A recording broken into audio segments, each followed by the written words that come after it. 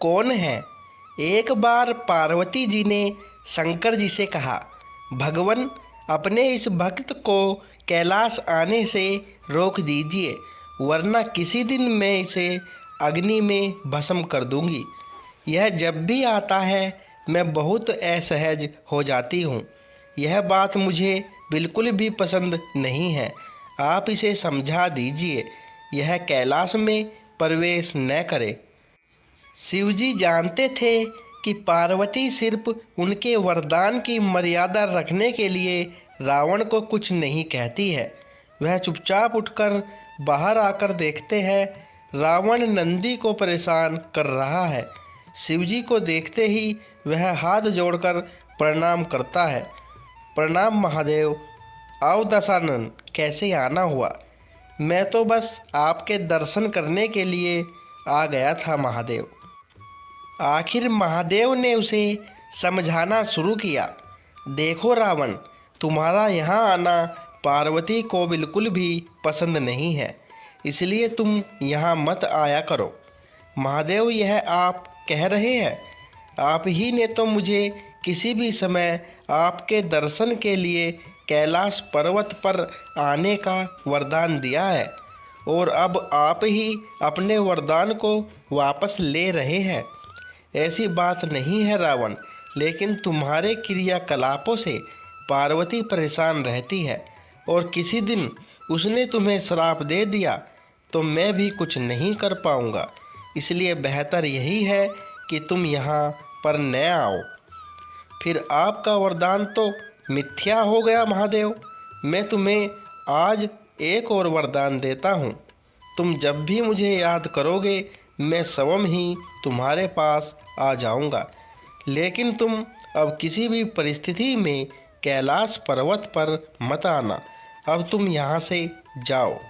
पार्वती तुमसे बहुत रुष्ट है। रावण चला जाता है।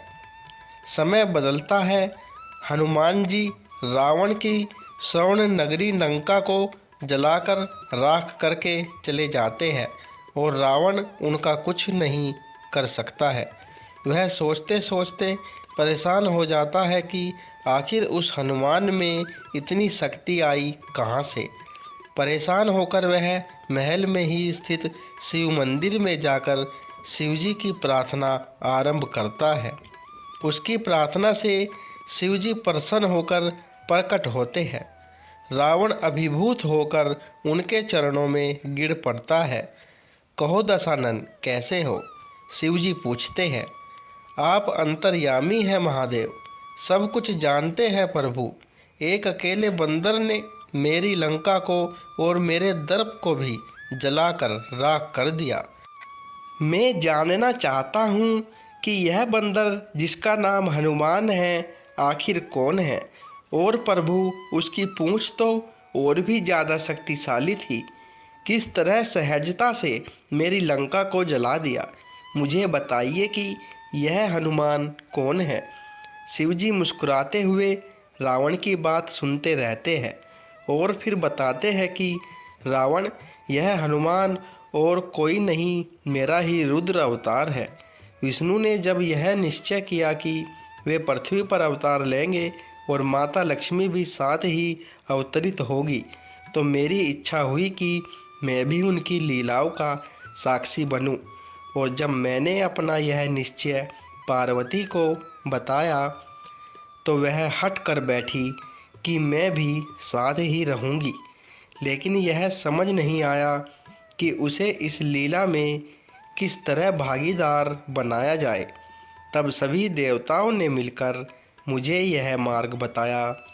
आप तो बंदर बन जाइए और शक्ति स्वरूपा पार्वती देवी आपकी पूंछ के रूप में आपके साथ रहे, तभी आप दोनों साथ रह सकते हैं। और उसी अनुरूप मैंने हनुमान के रूप में जन्म लेकर राम जी की सेवा का व्रत लिया, और शक्ति रूपा पार्वती ने पूंछ के रूप में और उसी सेवा के फल स्वरूप तुम्हारी लंका का दहन किया। अब सुनो रावण, तुम्हारे उद्धार का समय आ गया है। अतः श्री राम के हाथों तुम्हारा उद्धार होना मेरा परामर्श है। कि तुम युद्ध के लिए सबसे अंत में प्रस्तुत होना, जिससे कि तुम्हारा समस्त राक्षस परिवार भगवान श्री राम के हाथों से मोक्ष को प्राप्त करे और तुम सभी का उद्धार हो जाए। रावण को सारी परिस्थिति का ज्ञान होता है और उस अनुरूप वह युद्ध की तैयारी करता है और अपने पूरे परिवार को राम जी के समक्ष युद्ध के लिए पहले भेजता है और सबसे अंत में स्वयं मोक्ष को प्राप्त होता है। दोस्तों, कहानी पसंद आई हो तो चैनल को सब्सक्राइब